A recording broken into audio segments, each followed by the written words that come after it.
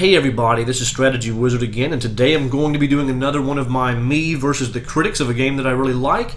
BoardGameGeek.com has people that don't like Camel Up, and I'm going to see why. You'll be able to see what some of the critics, what their issues are, and maybe that'll help you know if this is a game that maybe you won't like, and maybe you'll get a few laughs out of the thing. I hope to get a few laughs myself. So I'm going to have to do both the original and the second edition, because the second edition doesn't have a whole bunch of comments, and at least not in the bad category. There's a good number of reviews that really like it, but that kind of makes sense. Most of the time in a game like this, probably there's been a first edition. People who buy the second edition probably already know that they like it. In my case, I didn't, but most people probably know, so the reviews are probably skewed in its favor. But so I will do the few bad ones on the second edition, and then I'll look at a lot of the bad ones on the first edition, because the game is similar enough, from what I understand, that it'll get the point across. So there's no 1 stars, but we will jump to the 2 stars for the second edition. This guy says, or a girl says, Camel Up, now with more unpredictability. Yeah, Camel Up has meaningful decisions, but I just don't find trying to maximize cash by making predictions interesting at all. Second edition's costlier production value does nothing to enhance the game itself. The game would be better served if the pyramid was built like the ashtray from Alan Moon's Andromeda. I don't understand that last part, but okay, first of all, as far as the production values, I have to disagree here, because it's kind of like whenever you go to a fancy restaurant, they make the food look really nice. They make sure the presentation is really, really well thought out and appealing to the eye. Why do they do that? Because you eat with your eye first, and in the same way here, you kind of play with your eyes first. And, you know, it's kind of like, and some people are different. An abstract game maybe doesn't have a lot of visual, and people still enjoy abstract games, but whenever you have a game that has a lot of theme or something that can pull you into the game itself, and everything looks nice and it looks appropriate for what you're dealing with, good artwork, whatever it is, that makes a big difference. And the production value here, yeah, you could say it's overproduced if you want to. The pyramid is this nicely designed plastic pyramid that has that little button that makes the dice drop. The pop-up pyramid in the board, the pop-up palm tree in the board, you don't need that, but it adds a lot of visual appeal, and the dice are good quality. There's a lot of good component quality here. Overproduction can be a good thing, because whenever I like seeing it, whenever I have the game set up, it just looks good to see, wow, look at that amazing layout. So it may not make the mechanics more fun, but it does make the experience more enjoyable, at least for me. The visuals and the pieces, that's why miniatures are nice. You know, you can get standees for an RPG or whatever. You can have little, cardboard standees, and that's all fine and good, but a plastic miniature that's three-dimensional, that gives you more depth and just quality, it brings you in. At least it can, at least for people like me. So I disagree with him there. Totally disagree with him on the production value issue. But he also says that he doesn't find it interesting to maximize cash by making predictions. Well, that's pretty much what horse racing, or in this case, camel racing, is. Whenever you do, people who go to horse race, they're betting, they're trying to maximize cash by making predictions, and they have even less to go off of. So this is one of those things where you have to just kind of know, do you find that enjoyable, the idea of gambling on what you know what the probabilities are to a certain extent, and you're trying to decide, should I make a bet now, or should I wait until it's more guaranteed what the outcome's going to be? I enjoy it. If you don't, this game probably isn't for you. Okay, so we have a 3-star. This person says, what a horrible redesign. The first edition captured the spirit and essence of the game perfectly, while the redesign fails completely to do so. I'm curious to see why he says that. Add some cheapish plastic components instead of wood and sturdy cardboard, plus a rather desperate rule variant to devoid the game of anything that made it attractive in the first place.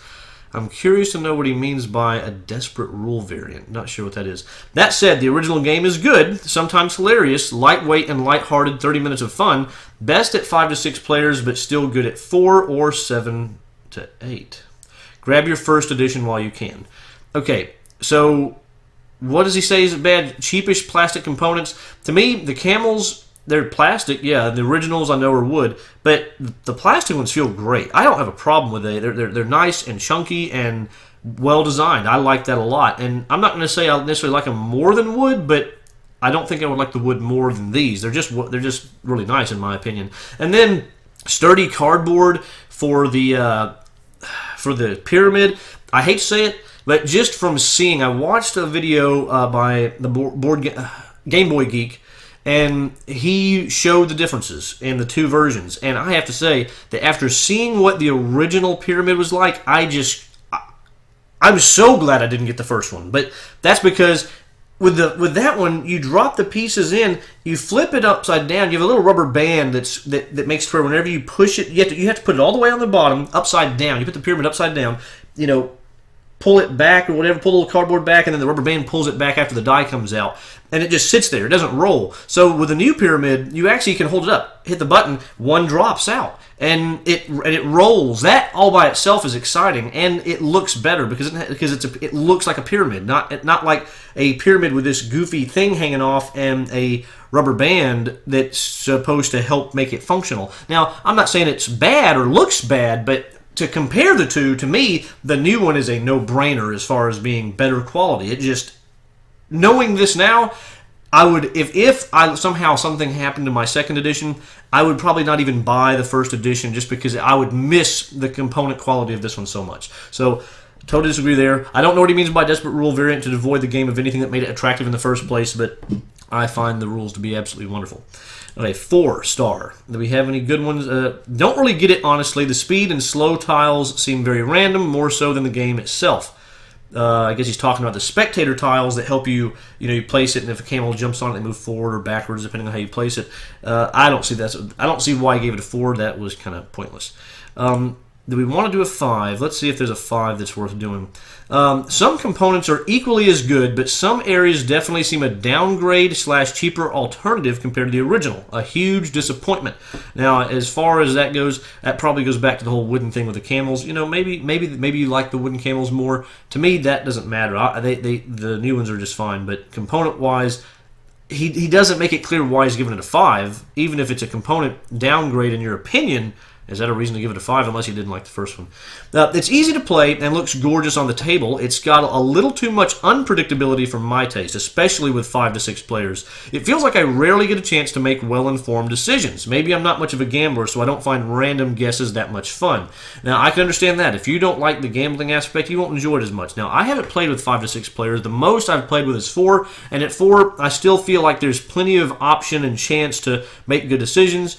5 to 6, I don't know. Maybe that kind of messes things up. Who knows. But I really, really think that up to 4, from what I've experienced, this game is absolutely amazing. If you like that gambling aspect where you're taking your chances and I like the unpredictability. I mean, I typically like my games to have not too much randomness, but this game really thrives on its randomness to make it exciting. Right whenever you think you know what the outcome's going to be, or you're so sure, you will get surprised, and you'll go, "Wow, I can't believe that happened. I should have bet on this one." And to me, that's exciting. It just the way it works, and the funniness, the hilariousness of whenever the underdog comes out on top. It's just great. Okay, so we're done with the Camel Up second edition comments, so we're going to go to some of the original Camel Up. Okay, we got some ones here. That's in a language that I have no idea what it is. What language is that? Hungarian, I guess. Okay, that's also another language. That's not very helpful. Okay. What? Okay, you just have to listen. Oh my gosh. Okay, this is a 1-star. This person says, in Brazil, the Brazilian publisher Redbox has positioned itself against a conservative candidate. This may contribute to a communist candidate winning the elections. That's not a reason to give this game a 1-star. I'm not against a communist. I mean, I'm not for a communist candidate. So yeah, I don't want a communist to win an election. But that's not a reason to give this game a 1. The game itself, is it fun or not? That's what we're worried about here. There's other places you could harp on the publisher if you want to try to make a point against them. This is not the place to do it. Then we're going to go to the 2s. Could take it or leave it. Well, that's kind of funny. Take it or leave it is what 5-star means on Board Game Geek, and this person gives it a 2. So obviously he doesn't actually understand how the rating system works here. And a lot of these people, I think, don't really. I think they vote with their emotions. They don't look at what Board Game Geek tries to tell you these mean, because people who give stuff a 1. I mean, it's that according to Board Game Geek, that means awful, defies game description. Is it really that bad? I mean, just to be honest here, are there any games, for the most part, there's some exceptions, but for the most part, no game deserves a 1.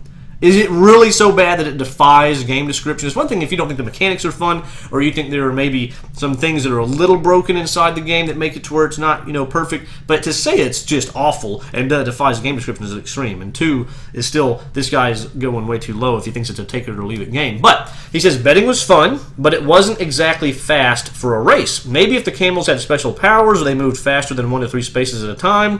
Too much chaos and not enough information. Yes, it's a kid's game, but it's pretty bland. Okay, so first of all, I don't consider this a kid's game. It's a family game, which is definitely a distinction there. But they say too much chaos and not enough information. There is some chaos, and there's not a ton of information, but you end up getting there's always a point in each round where you have a ton of information, because there's going to be a point where there's only one more die to go. Then you have tons of information. 1 of 2 dice are going to come out of that pyramid, and once you know that, you have almost all the information. You will never have 100% information to be able to make a bet, but that's the point of betting. You're not supposed to have all the information.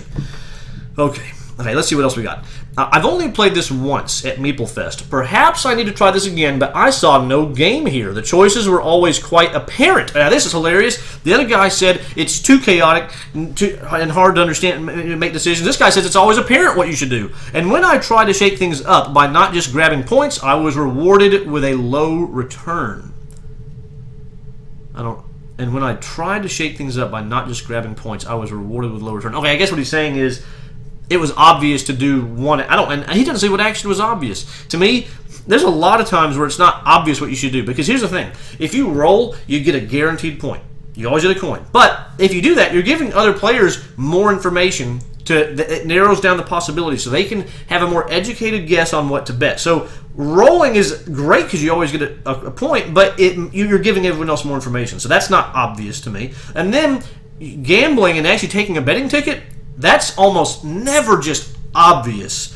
But when it does get to that point, that's because other people have rolled and allowed it to get to the point where you can figure it out what's the most likely winner. And then as far as the other options, which is placing your spectator token, that's never just obvious what you should do. That's a real gamble. And then betting on the overall winner or loser, that's certainly a big gamble because you never really know. So I don't see how we could say that everything's just the choices are apparent at all.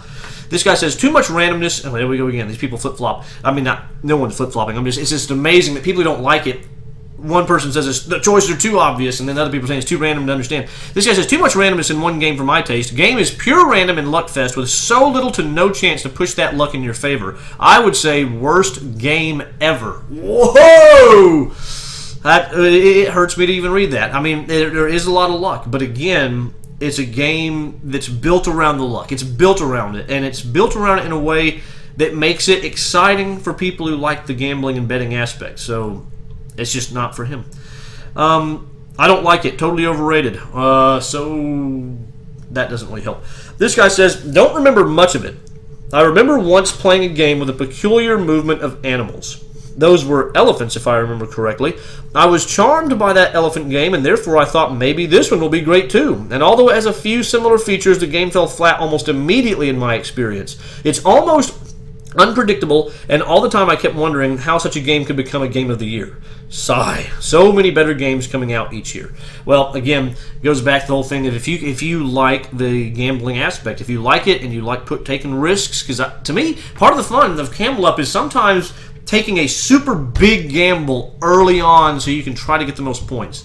And sometimes it works out, sometimes it doesn't. But that's where the fun is trying to make that decision of how much do you push your luck on, should I bet right now or should I wait until I have more information? I find that part really fun. So it's pretty obvious. Most of these people don't like it because it's too random. Wow, not my type of game at all. Essentially no control over the result. No real decisive input. I'd rather let a robot take my place and it could play the game just fine.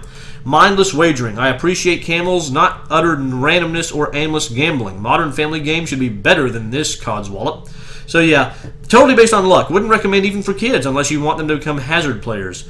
Only a lucky dice game. Way too random and chaotic. So you get the idea. The people who don't like it for the most part just don't like the fact that it's super random. And there is a lot of randomness, but you know that going into it. So you make the choice. Does that sway you away from wanting to play this game, or does it actually encourage you to go, you know what, that's the kind of game that's perfect for betting. And again, watch my review if you haven't, or anyone else's review, and the comparison videos, so you can see what the difference is from the original to this one.